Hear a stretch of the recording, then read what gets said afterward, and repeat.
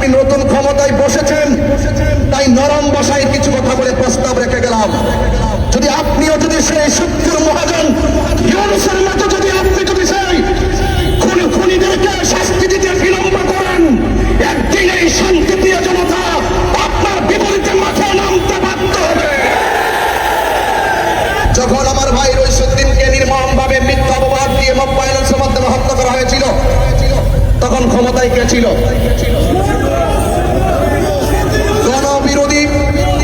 জনবিরোধী চুক্তি করে সাম্রাজ্যবাদীদের কাছ থেকে শূকরের মাংস আমদানিকারী। ওই সময় কে ক্ষমতায় ছিল? ওই সময়ে ক্ষমতায় সে ছিল যে ব্যক্তি হলো মব ভায়োলেন্সের প্রতিষ্ঠাকারী। ওই সময় যে ক্ষমতায় ছিল সে হলো এই বাংলাদেশের শান্তিপ্রিয় দেশে খুনের রাজ্য কায়েমকারী। সেই মহাজন এখন এতে কাপে বসছে। এতে কাপে বসে পার পাওয়া যাবে না। এই দেশের মানুষ এত বোকা নয়। এই জন্য আমি পরিষ্কার ভাষায় আমরা দায়িত্বহীন ভাবে প্রতিবাদ করেছি, কিন্তু ডক্টর ইউনূস ইচ্ছে করলে 24 ঘন্টার ভিতরে আসামি ধরতে পারত, কিন্তু আসামি ধরে নাই। এমনকি মামলাটা নিতে পর্যন্ত গড়িমসি করেছে। এই জন্য কথা হলো একটাই, যে হাত খুন করে যদি এই দেশে যদি সুষ্ঠু বিচার না করা হয়, যেই হাত খুন করে সেই হাত রাখবো না ইনশাআল্লাহ। পরিষ্কার কথা হলো। এবং একের পর এক রইসুদ্দিনের হত্যাকারীদের বিচারের দাবিতে চট্টগ্রাম যখন শান্তিপ্রিয় প্রতিবাদ মিছিল চলছিল, সেখানে আবার পুনরায় আমার ভাইদেরকে রক্তাক্ত করা হয়েছিল। সেটাও ওই মহাজন ইউনূসের আমলে। এই জন্য আমি বলবো, এই ইউনূস এই দেশকে, দেশের মানুষের আবেগ নিয়ে খেলা করে এই দেশটাকে খুনের রাজ্য প্রতিষ্ঠা করেছে। সত্য মাননীয় প্রধানমন্ত্রী জনাব তারেক রহমান সাহেব, আপনি বসেছেন 2 মাস হয়েছে।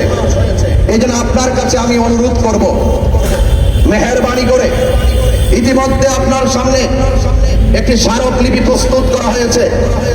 আপনি আমাদের অত্যন্ত আন্তরিক স্মারকলিপিটুকু গ্রহণ করে ড্রয়ারের ভিতরে, বক্সের ভিতরে ফেলে রাখবেন না। এই স্মারকলিপি হাতে গ্রহণ করে অপরাধীদেরকে তাৎক্ষণিকভাবে বিচারের আওতায় আনতে হবে, তাদেরকে গ্রেফতার করতে হবে এবং পাশাপাশি তাদেরকে দৃশ্যমান শাস্তি প্রদান করে আমাদের অন্তরে যে পিপাসা, সেই পিপাসাকে নিবারণ করতে হবে। আর যদি এর ব্যতিক্রম করেন, আমরা এই দেশের শত্রু নয়, আমরা এই দেশের শান্তি চাই। আমরা মানুষের অধিকার প্রতিষ্ঠা করতে চাই, সম্প্রীতির লক্ষ্যে কাজ করতে চাই। আমরা এই দেশের 70% সুন্নি জনতা বারবার আমাদের সাথে রাষ্ট্রতন্ত্র প্রতারণা করেছে। আমি চাই না আপনি সেই প্রতারকদের সামিল হন।